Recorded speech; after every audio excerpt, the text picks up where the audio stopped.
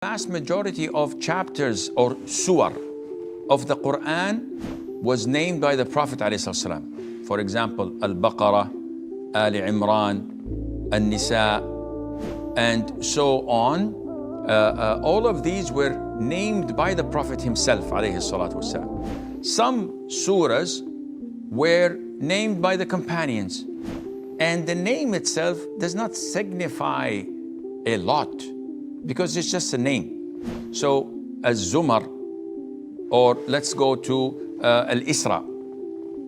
Surah Al-Isra is known to be as Surah Bani Israel. So that's another name of it. And there are various numbers of surah, like Surah Al-Sajda or Alif Lam Mim Al-Sajda. Surah Tabarak is known as Surah Al-Mulk, and so on. So the names, the vast majority was given by the Prophet ﷺ. Some of them were ijtihad from the companions, may Allah be pleased with them.